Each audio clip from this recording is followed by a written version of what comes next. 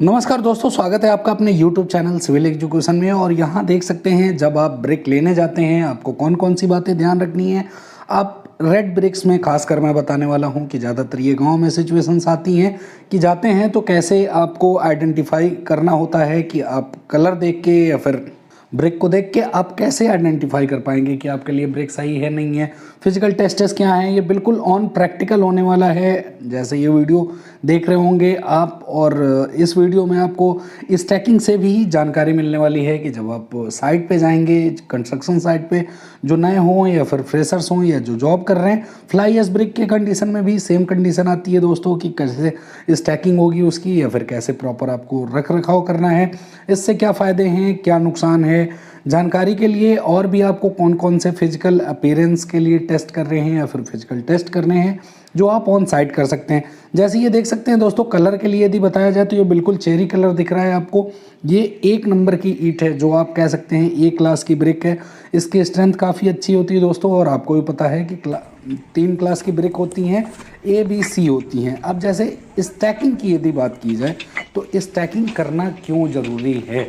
Stacking करने के लिए दोस्तों सबसे बड़ी बात, 2 बातें आपको फ़ायदेमंद होती हैं कि पहला तो आप स्टैकिंग करने से आपका मटेरियल सुव्यवस्थित होता है, मीन्स टूटता कम है। सेकंड जो होती है, आप स्पेस कवर कर सकते हैं, आपको ज़्यादा स्पेस में ज़्यादा मटेरियल आ सकते हैं। ऐसे यदि आप कहीं जल्दीबाजी में, होता क्या है साइड पे कि कभी कभी ट्रॉली जाती है और अर्जेंटली कहीं आप तो हाइड्रोलिक सिस्टम चल चुका है तो कहीं भी डंप कर दिया किसी तरह से और फिर निकल गए, तो उसमें क्या होता है आपके ब्रेक भी टूट जाते हैं, स्पेस भी ज़्यादा लेता है, और इस तरह से आपको बहुत सारी चीज़ें ध्यान रखनी पड़ती हैं।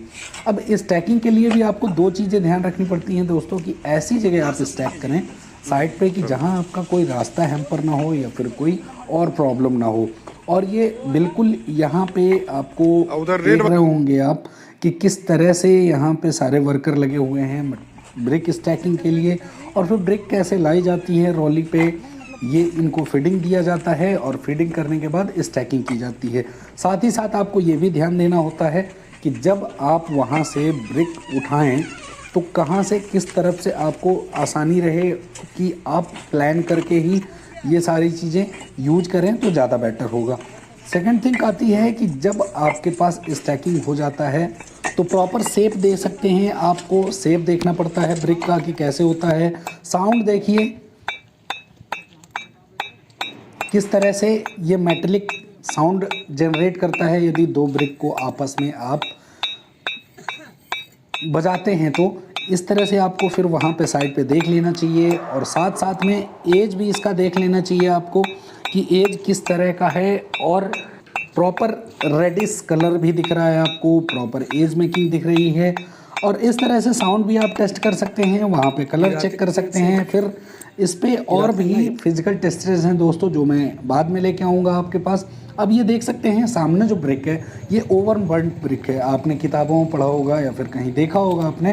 तो इसके एज देखिए कैसे टेढ़े मेढ़े हो जाते हैं। ये होता क्या है कि जब ओवरबर्न हो जाती है ब्रिक तो इनके एज टेढ़े हो जाते हैं, इनको कहीं यूज नहीं कर सकते दोस्तों। ये ज़्यादातर रोड के या फिर कहीं आपके गड्ढे को फील करना हुआ या सोलिंग करनी हुई उस जगह आप इसको यूज कर सकते हैं। जो कि यदि आपने कहीं इनको बिल्डिंग में यूज किया तो एक तो सबसे बड़ी बात कि सेक की वजह से ये कहीं यूज नहीं हो पाते और मोर्टार भी ज़्यादा लगता है।